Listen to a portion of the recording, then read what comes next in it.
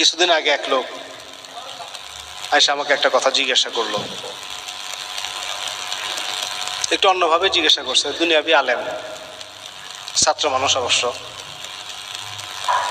হয়তো বুঝে কম। কথা প্রসঙ্গে বললো যে হুজুর, আমি তো শুনছি যে রাসূলুল্লাহ সুন্নত যে পালন না করে, একটা সুন্নত যদি কেউ বাদ দেয় তাহলে সে তো মুসলমান থাকতে পারে না।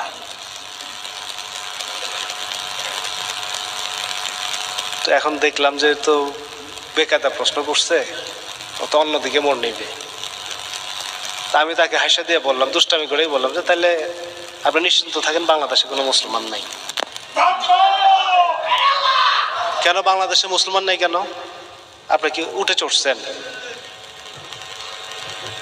তাকে প্রশ্ন করলাম, আপনি কি উঠে চড়ছেন? না, আল্লাহ রসুল উঠে চড়ছে, উঠ দিয়ে সফর করছে, আর আপনি সফর করেন বাসছে। আপনি সুন্নত তো করছেন না, তাহলে তাহলে কি আপনি মুসলমান আছেন? এই লোক চুপ করে রইল।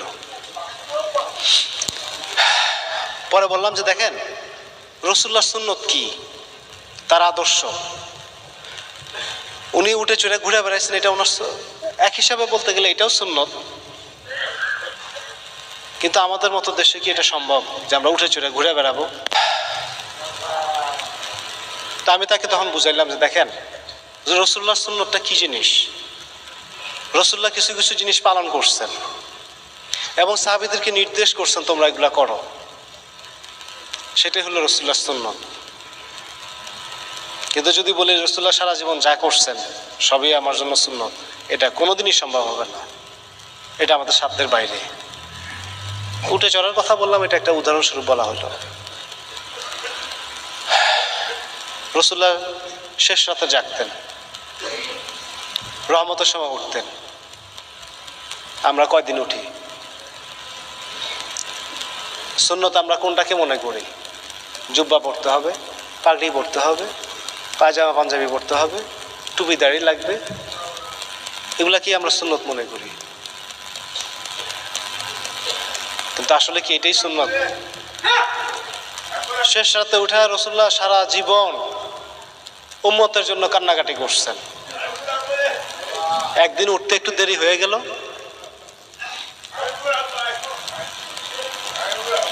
আল্লাহ তাআলা জিবরাইলকে পাঠিয়ে দিলেন, জিবরাইল তুমি গিয়া আমার বন্ধুকে জানায় দাও, উনি যদি ঘুমাইতে চায় সারা জীবন ঘুমাইতে পারবেন, কিন্তু ওনার উম্মত কিন্তু জাহান্নামী হয়ে যাবে।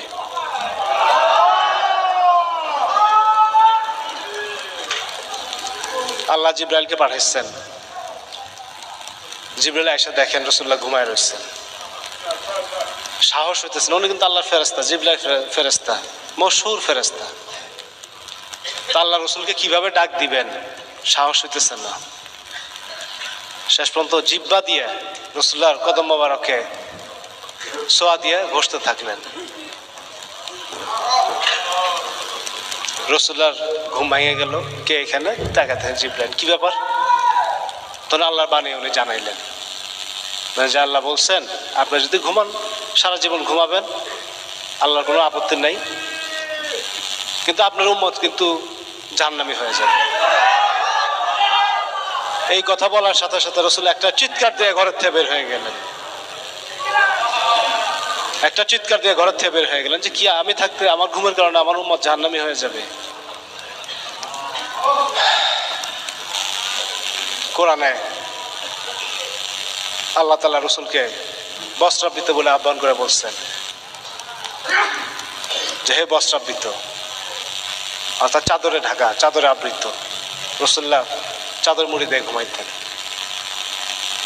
বস্ত্রাবৃত বলে আহ্বান করে ডাকছেন যে তুমি উঠো, শেষ রাতে জাগো, শুদ্ধভাবে কোরআন তেলাওয়াত করো। অর্থাৎ শেষ রাতের যে ইবাদত, রহমতের সময় যে ইবাদত আমাদের মহান মুর্শিদ কেবলা জান আমাদেরকে শিখেছেন, শেষ রাতে উঠে ইবাদত বন্দেগী করো, ইয়া আল্লাহ ইয়া রহমান ইয়া রহিম বলে আল্লাহকে ডাকো, আল্লাহর কাছে কান্নাকাটি করো। এই যে ইবাদত, এটা কিন্তু রাসূলুল্লাহ সারা জীবন করছেন। এটার মর্তবা মর্যাদা রাসূলুল্লাহ বিভিন্নভাবে বলছেন। হাদিস শরীফে আমরা দেখছি, পাইছি, মাওলানা সাহেবরা জানেন। শেষ রাতের মর্তবা মর্যাদা সম্পর্কে হাদিসে অনেকভাবেই বলা আছে। এমনও বলা আছে যে এই সময় যদি উঠে খালেস নিয়তে কেউ আল্লাহর কাছে কিছু চায়, আল্লাহ তাকে খালি হাতে ফিরিয়ে দেন না, বান্দার চাহাত পূর্ণ করে দেন। তা আমরা যে সুন্নত করি, রাসূলের আসল সুন্নত তো এই জায়গায়, শেষ রাতে উঠে আল্লাহর ইবাদত বন্দেগী করা, কষ্ট করে। রহমতের সময় ঘুম কিন্তু সবচেয়ে আরামের ঘুম, সবচেয়ে আরামে এই সময় ঘুমানো যায়।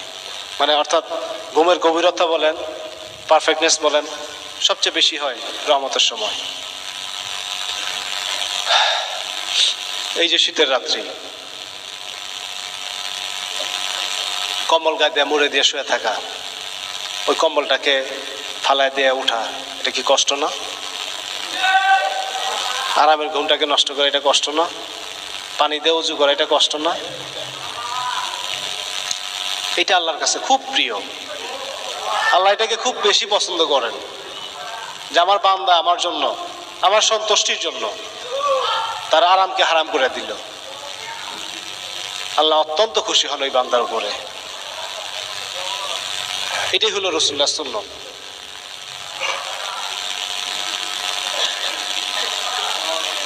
পোশাক আশাক পরা, জাকজমক করা, এটা সেটা করা, এগুলো হ্যাঁ এটাও সুন্নত, এগুলো উঠে চড়ার মতো সুন্নত আমার কাছে অনেকটা তাই মনে হয়।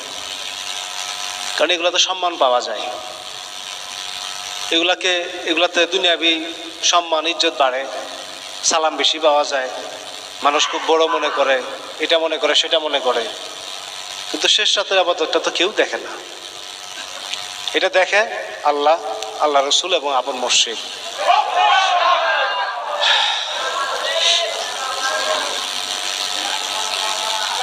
তা আমাদের যে কথা বলতেছিলাম, আমাদের যে মৌলিক বিষয়গুলো, এগুলো হলো তরিকতের মৌলিক বিষয়। ইবাদত, বন্দেগী, সাধনা, রেয়াজতের মাধ্যমে, ত্যাগের মাধ্যমে আল্লাহ রাসূলের সন্তুষ্টির নৈকট্য মহব্বত হাসিল করা, এটাই আমাদের মূল লক্ষ্য, মুখ্য বিষয়। এটাই আমাদের মহান মুর্শিদ কেবলার শিক্ষা এবং এটাই তার মৌলিক আদর্শ।